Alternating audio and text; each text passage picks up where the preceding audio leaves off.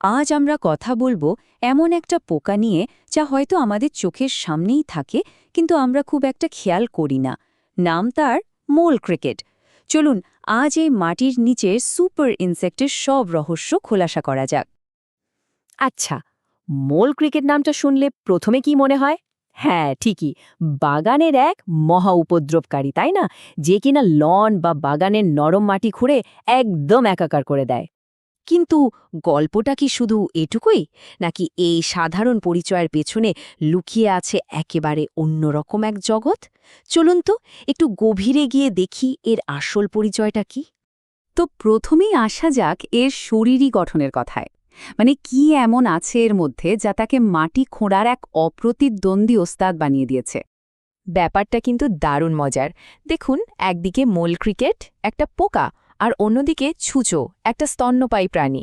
দুটো কিন্তু সম্পূর্ণ আলাদা, তাই না? কিন্তু তাদের সামনের পাগুলো খেয়াল করুন তো, প্রায় একই রকম দেখতে, শক্তিশালী, একদম কোদালের মতো। একেই বিজ্ঞানের ভাষায় বলে কনভার্জেন্ট ইভলিউশন, মানে একই রকম পরিবেশে টিকে থাকার জন্য যখন দুটো ভিন্ন প্রজাতি একই ধরনের বৈশিষ্ট্য অর্জন করে। এরা যে শুধু মাটি খোঁড়ে তা কিন্তু নয়, এরা রীতিমতো মাটির নিচে স্থপতি, মানে আন্ডারগ্রাউন্ড আর্কিটেক্ট আর কি। উল্লম্ব, অনুভূমিক, নানান ধরনের সুড়ঙ্গ দিয়ে আস্ত একটা সাম্রাজ্যই বানিয়ে ফেলে।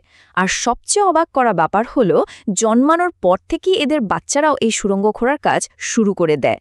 এই পোকাটা যে বিজ্ঞানীদের কাছে কতটা আকর্ষণীয় ছিল তার একটা প্রমাণ দিই। সেই 1825 সালে, মানে প্রায় 200 বছর আগে, একটা বৈজ্ঞানিক জার্নালে শুধু এর অ্যানাটমি বা শারীরিক গঠন নিয়েই 240 পৃষ্ঠার একটা লেখা ছাপা হয়েছিল।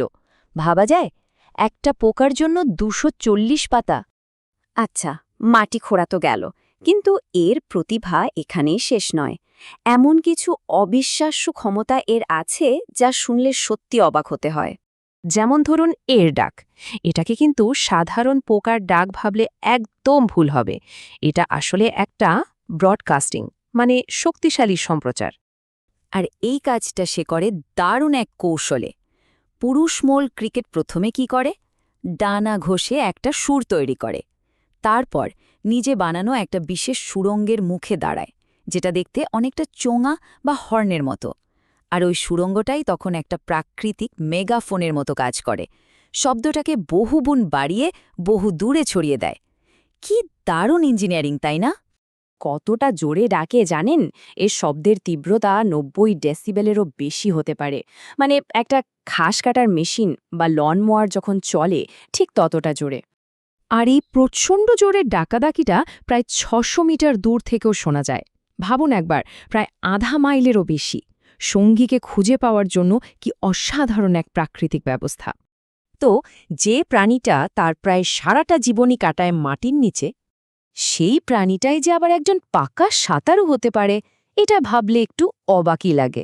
আসলে এর শরীরটা মখমলের মতো নরম আর সূক্ষ্ম লোমে ঢাকা, আর এটাই তাকে পানিতে ভেসে থাকতে আর আরামসে সাঁতরাতে সাহায্য করে।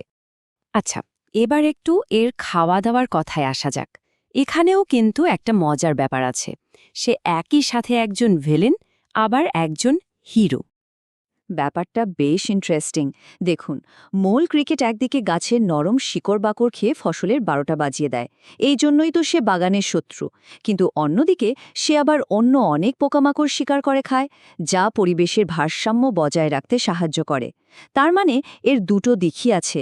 তাই এক কথায় একে শুধু ক্ষতিকর বলে দেওয়াটা হয়তো ঠিক হবে না। তবে প্রকৃতির নিয়মে এরও কিন্তু শত্রু আছে। যেমন দক্ষিণ আমেরিকার বোম্বার্ডিয়ার বিটল পোকার লার্ভা এদের ডিম খেয়ে ফেলে। আবার স্টাইনার নেমা স্ক্যাপটেরিস্কির মতো কিছু পরজীবী কৃমি বা নেমাটোড আছে, যারা এদের শরীরে ঢুকে মারাত্মক ব্যাকটেরিয়া ছড়িয়ে দেয়। আচ্ছা, আমরা তো মোল ক্রিকেটকে একভাবে দেখি, কিন্তু জানেন কি, সারা পৃথিবীতে বিভিন্ন সংস্কৃতিতে এই পোকাটাকে নিয়ে মানুষের ধারণাও কিন্তু একদম আলাদা। চলুন সেই বৈচিত্র্যটা একটু দেখা যাক। এই ব্যাপারটা আমার কাছে সবচেয়ে আকর্ষণীয় লেগেছে। দেখুন, জাম্বিয়াতে মানুষ একে সৌভাগ্যের প্রতীক বলে মনে করে। আবার ল্যাটিন আমেরিকায় এর ডাক শুনলে ভাবে বৃষ্টি আসবে।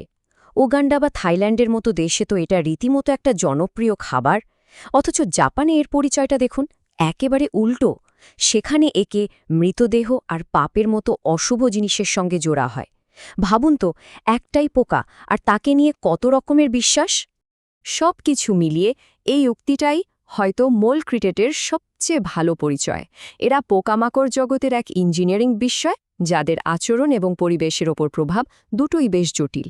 সত্যিই তাই।